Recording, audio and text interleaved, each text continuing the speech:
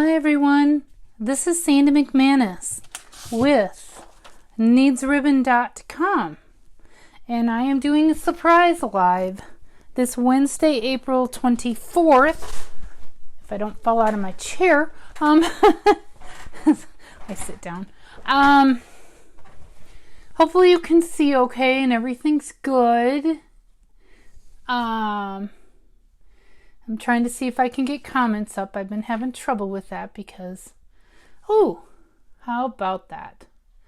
I think I might have them. Let's give me a minute.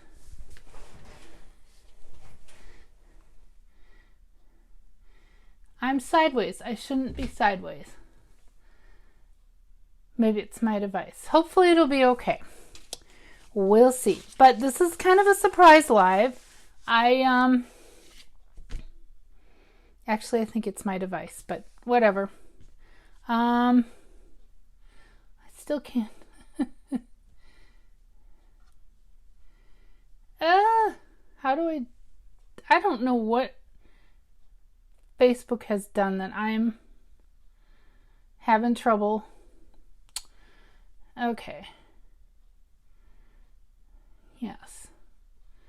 Sorry, give me a minute. I really would like to see comments in case anyone pops on. I know this is a complete and total surprise.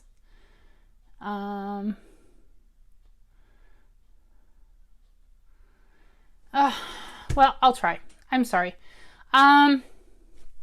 Anyway, so what this little mess that you see before you, I wanted to show you some.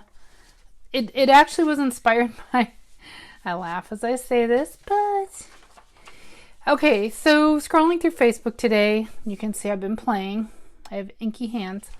Scrolling through Facebook today, and I subscribe to 5-Minute Crafts. I just find it amusing, and occasionally I do learn something from there. And they had a video that scrolled through today.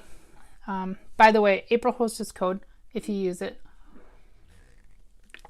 Sorry, I need to take a drink. And no, it's a non-alcoholic drink, just water. Anyway, so a video scrolled through on how to watercolor with products in your home. In this case, they used a Ziploc bag, a marker, and spritzed with water. And I thought, okay, this is not a new technique, what I'm going to show, but it's just a reminder that you don't always need the fancy tools to watercolor. So what I'm going to show is how to watercolor a background.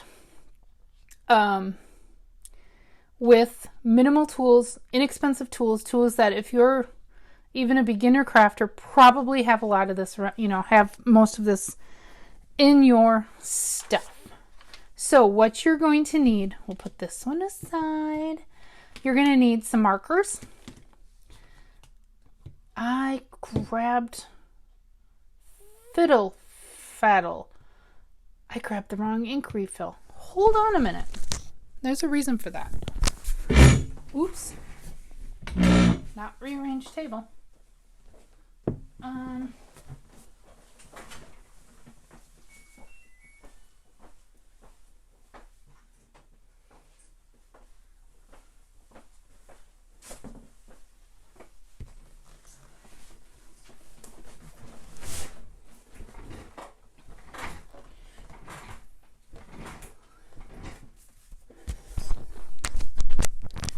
So I really want to show like for like.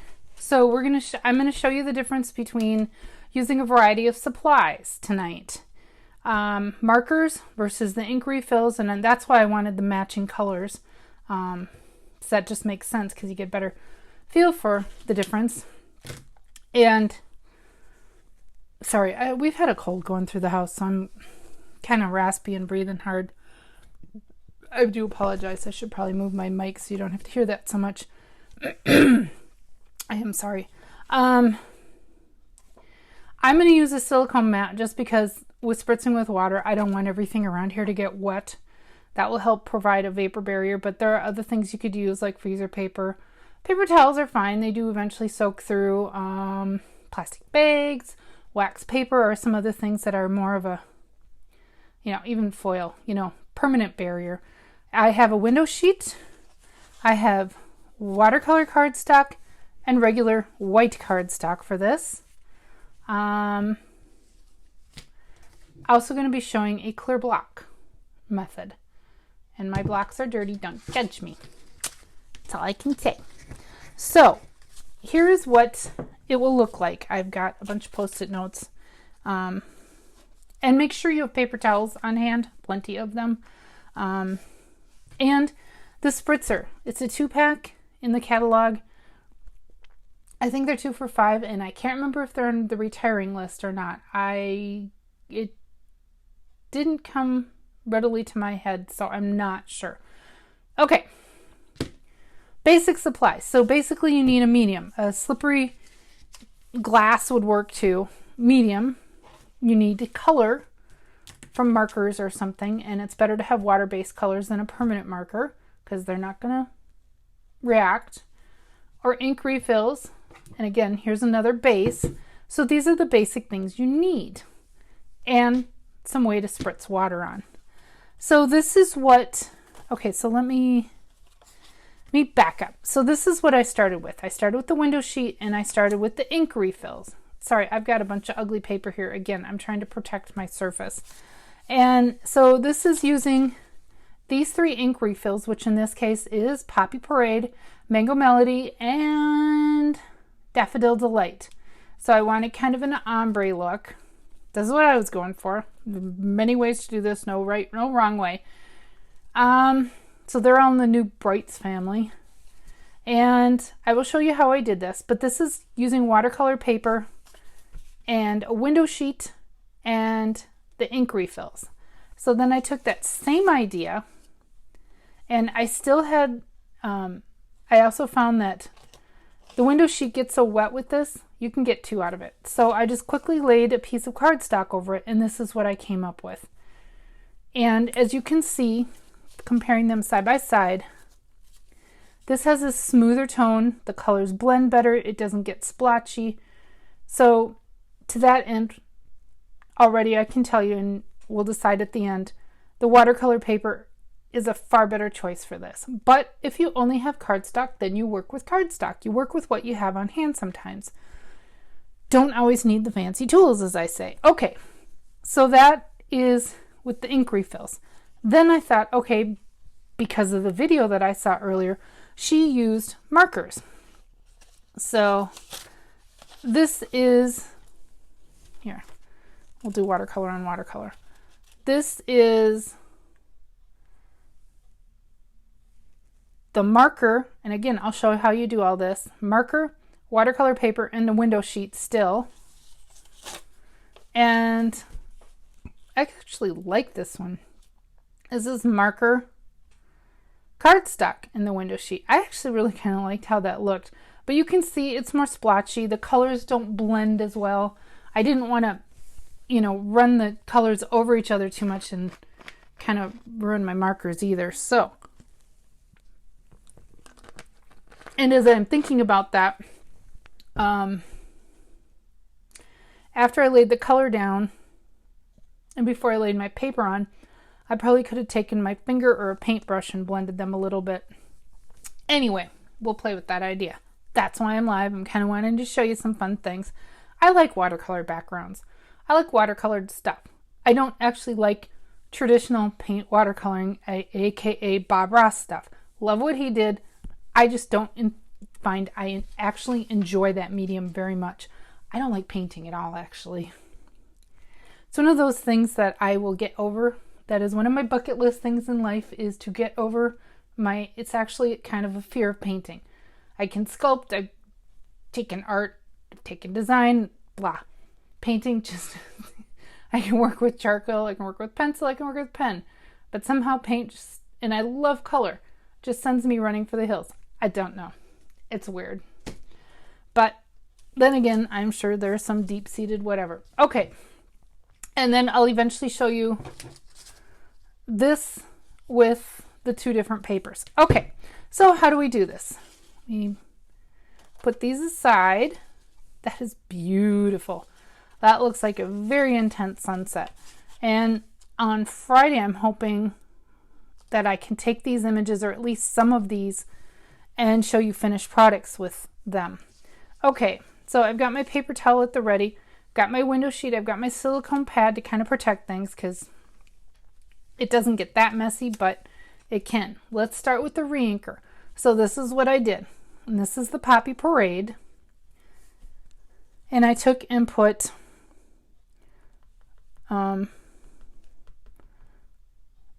you know, just it comes out in dots or it comes out like this. There's no, you're just laying down some color. And then the Mango Melody, which is a really pretty orange.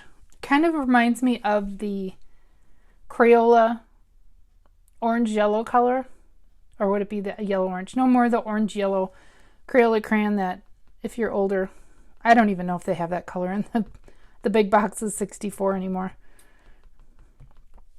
And after I'm done with this, I'll tell you what I learned, but let's walk through a little bit of this first. Okay, and this is the Daffodil Delight. Notice I'm not mixing colors because I don't want to ruin my bottle of ink. Okay, that's a fair amount of liquid on there, quite honestly. That's pretty wet. Now, we need to smear it around. So I'm going to take, and this is where it got really messy when I was practicing it. But I may spritz some more, I may not. You can kind of take and mix it yourself. You might need a little water up on that top spot. See how it really kind of spritzes out then? That's pretty. I mean, it looks kind of pretty. And my hands are getting inkier. So I didn't take as big a paper to demonstrate this with, and I know I'm going to get all inky here. Okay. So take and lay it on here. And I can feel it, you know, you're kind of, because you're floating it on so much liquid, you can kind of squish it around a little bit, which just smears it even more. And that's where it gets messy. But, and because it's so wet, and it hasn't quite soaked into that watercolor paper, you can take and move that around a little bit and get some kind of swirly effects. That will be pretty to play with. Okay, you see how much liquid is left? So I'm going to come in with my cardstock now. And already it doesn't float. It just soaks right in. And I didn't land that squarely either. So to that end, I'm going to take and shift it a little bit to make sure I get the whole thing covered. Oh yeah. Okay, interesting.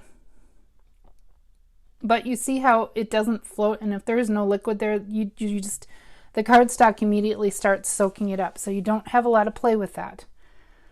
Mama needs some paper towels. Ha ha ha.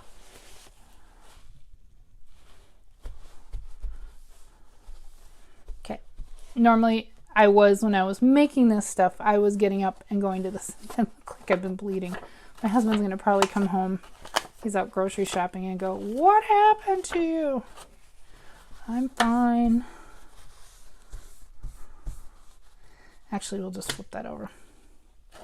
It's mostly clean. I was getting up in between and going and rinsing them off, but I don't have that privilege right now.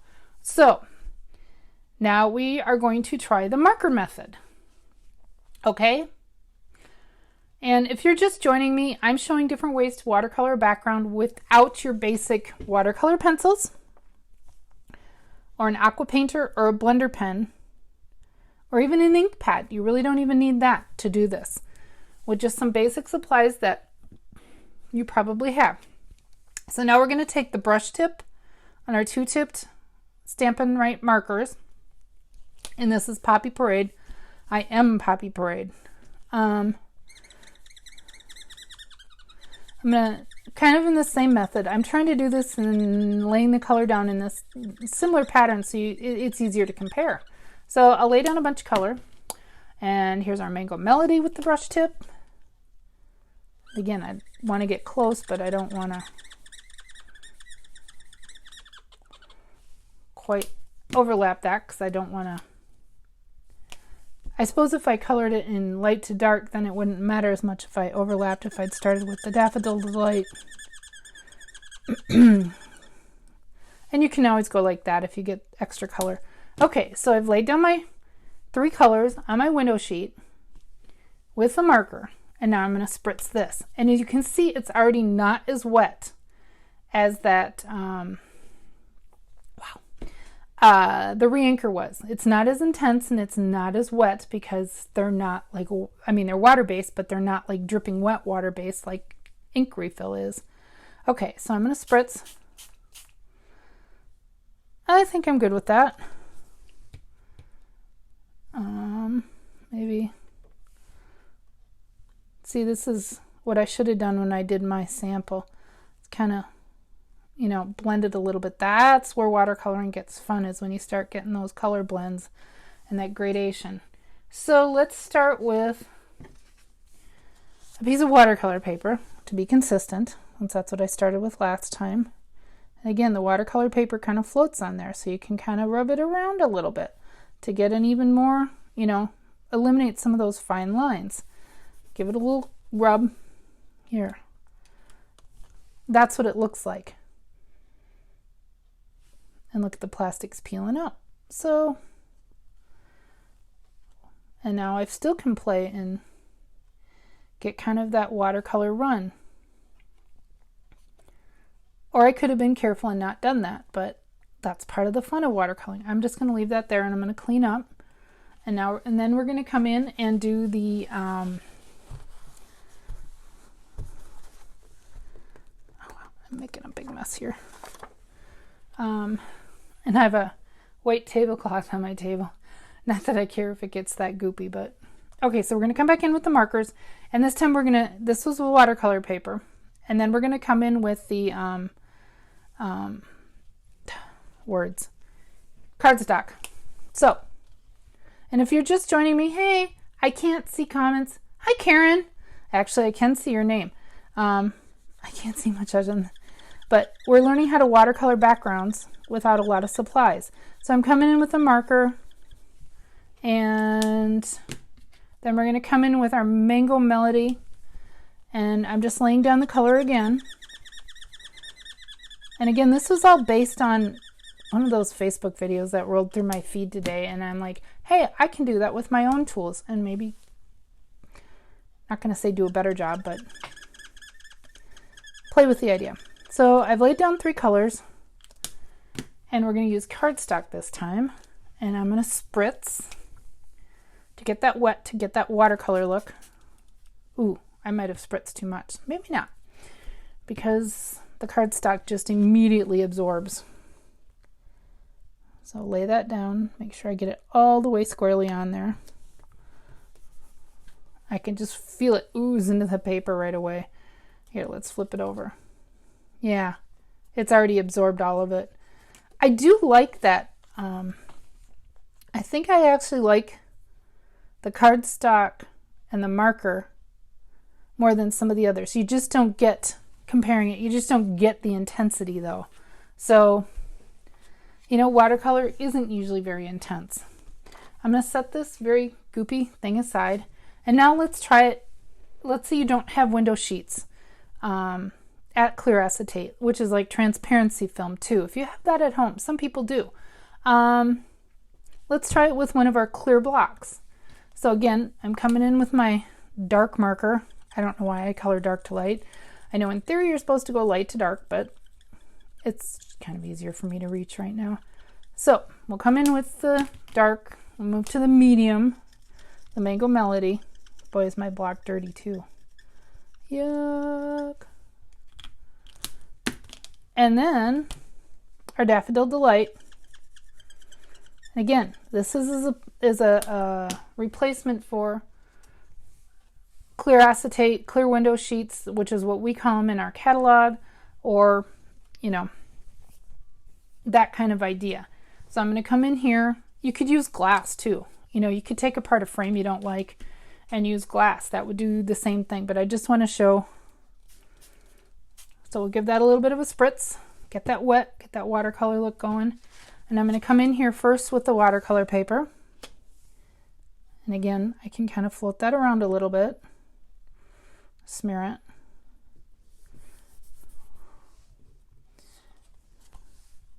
And see, because it doesn't soak in right away and you got that play, I can, but if I can move that, yes, look at that. Oh, well, maybe.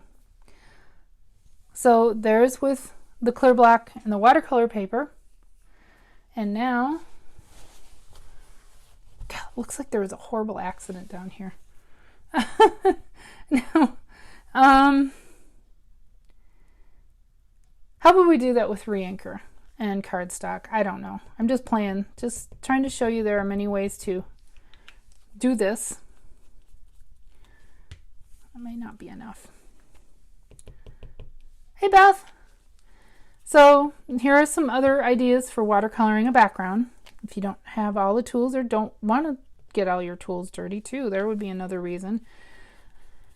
And Daffodil Delight ink refill. But again, you could use a marker. And let's get that wet and get that color moving around. Look at that. Now I've made a real mess. Ooh. That's why I have many layers of protection on this table. And this is just, I'm out of paper, so this is it. This is just the cardstock, which is gonna, well, I put enough water in there. I was able to float it a little bit and mix it. But that is gonna take a while to dry. Oh my gosh, that paper's soaked, but isn't that beautiful? Let's see if we can get a little bit on that corner. That didn't quite go, but so there are some ways that you can watercolor a background while those dry. I actually was running my space heater in my studio so you could kind of so that you could see them dried up. So this is again, let's see. Now I'm all okay. Yeah, I just want to put my sticky so you can kind of compare and decide which one you like. Cool look. Thanks, Beth. So here is the marker, the watercolor paper, and the window sheet. I did most of them on the window sheet, just showing you that you can use a clear block too, which if you have stamps, chances are you have a clear block in your craft room, so you can use that. And here is with the marker, the cardstock, and the window sheet. And you can see how the watercolor paper versus the cardstock, and you get a that more watercolor look, you get the more mottled look, but if all you have is cardstock, that's what you use, and you can still make it work. And again, this is using the ink refill. Ooh, try not to get mess. And this is using the cardstock. That is going to be fun to play with. And my hope is to get up some samples. I may not use all of these. Some of these might just be to show you, but to maybe turn some of these into samples on Friday and show you what the finished product is. Because I'm actually thinking some black, you know, doing like a silhouette thing on here, on this one especially, would be gorgeous. So this was my surprise live tonight, and I just wanted to show some different ways to watercolor a background. And again, it was all based on some Facebook video that scrolled through my feed today, and I'm like, hey, I can do that too. Maybe I can make it look prettier. I don't know. But again, they used a Ziploc bag instead of the acetate clear window sheet, transparency, whatever you want to call it, or this, and a marker, and then spritzed it. So you can see with the markers, you get a much softer look. If you want that really intense look, you got to go for the ink refills, because that pigment is, with the marker, it's already been watered down, you know, because it's water-based and whatever else they throw in a marker. But with this, you know, you're getting that pure color and that little bit of water you throw in there, so it's a lot more intense. So it also kind of depends on what you have on hand and what you want the final look to look like. So that is what I have. Thank y'all for watching, and for those that tune in later, again, different ways to watercolor a background. Message me if you have any questions. It looks like someone cut off their finger down here. Really didn't. That is the Poppy Parade. Boy, if anyone ever needs a Halloween thing. That Poppy Parade really does look like fresh blood. Funny and kind of scary. I'm going to go get this all cleaned up before I lay my hands in it. And thank you all for tuning in, and we will see you later. Bye.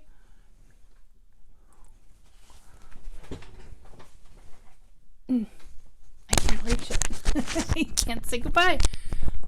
Oh my goodness. I can't reach it.